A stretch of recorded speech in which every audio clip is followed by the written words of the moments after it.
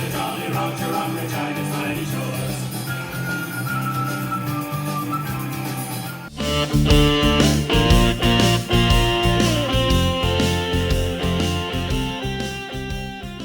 Well, hello Glue Troopers, Max of Max's Models here.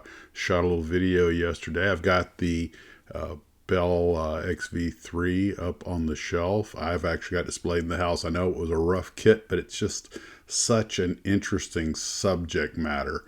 And I just think it's cool. I like the way it looks. It was a grunt to get it built, but I'm happy with it in the long run. And then I got out in the shed this afternoon. I actually made this video last night. So I got to work on the A4 that Mr. Jordan sent me. I'm doing the Army one. I'm going to modify the landing gear and the wheel wells on it. When I say the Army one, for those who don't know, the Army tested some jets back in the early 60s, and this one was modified by Douglas for side field takeoffs of the double landing gear. So it's a Lindberg 1/72nd scale A4D, and it's a straightforward Lindberg kit, exactly what you'd expect, very basic, but that's all I need.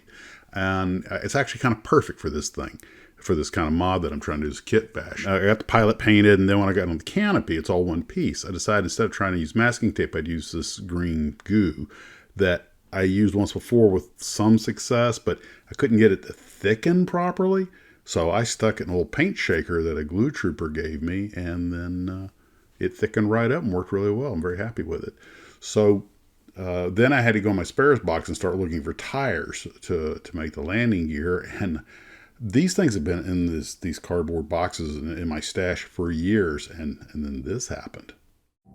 I pulled two wheels off this truck. It was years old. It was in my spares box, and the glue's still tacky, so whatever kind of glue I used must have had a reaction with whatever this plastic is. I'm not sure what this gear came off of. So I haven't exactly figured out which wheels I'm going to mate up yet. None of them are quite right, and I only have two of the main tires. And wait a minute, I've got another 1/72nd scale Skyhawk. This is an Airfix kit. And I grabbed it and said, wow, that's a tiny little box, especially compared to the Lindberg box. But I took them over and compared them, and yeah, they're close to the same size. I think the Airfix kit's an earlier version. The airplane, the profiles aren't the same, and I don't believe it has a refueling boom. The wings are substantially smaller. I don't know if that's just a difference in the manufacturer or if there was some kind of doing. They're both A4Ds, so go figure. But the wheels were completely different sized, which means either Lindberg wheels are oversized or the Airfix wheels are undersized. So I'm not sure. I guess I could snoop around and see. But okay. Wasn't planning to do a homework project, but all right. Also, the test vehicle that the Douglas lent to the Army for the test had drop tanks on the wings, but the Lindberg kit only comes with a centerline tank. It had bombs on the wings. And I was like, wait a minute, the Airfix one does have the wing drop tanks, so they'll have to be modified a little bit, but I'll pilfer those wing tanks, and then that'll help out a little bit there. So a lot of work left to do on that. I should point out that I was on Eric's live stream. Eric over at Accelerating Vintage Model Kits ran a live stream last night, and I checked in for a little while. I just had so much stuff going on, I completely lost track. Sorry about that, Eric. And he brought up the point that the 1/72nd scale Lindberg kit is actually the old IMC kit that comes with the battle damage. And because the regular Lindberg Skyhawk was 1/48 scale. And the thing about the wheels, I'm going to have to check that out. I'm not sure which one of them's got to be way off. I mean, it could be that they put different wheels on different versions of the Skyhawk, but man, that's a really pretty big difference. So I'll take a look-see into that. By the way, I need to clear something up. It gets a little confusing with these A4s because the designations were occasionally changed. Both of them say A4D. The Airfix one says A4D-1, which was basically the A4A model. And then the other one says A4D. That's all it says. But that on the IMC box, it says A4E. Well, the A4D-5, if I'm not mistaken, became the A4E.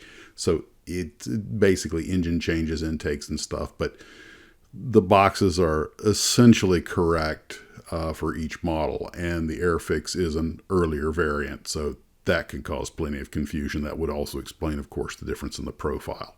Not sure about the wing. Now for something completely different. This company, Pioneer 2, I'm not familiar with them.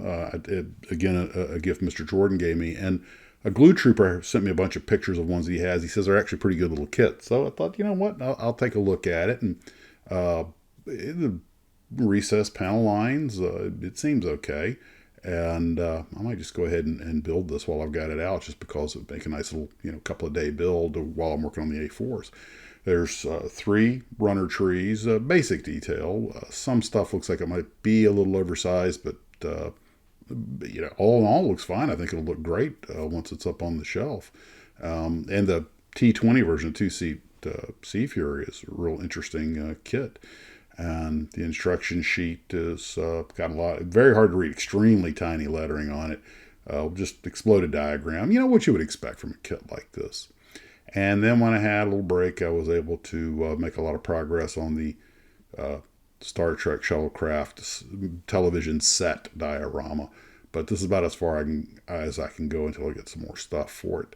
So that'll go on a side shelf. And I found a place to put that one of the Airfix decals that was gifted to me by Mr. Jordan. Well, that'll mark my computer as mine.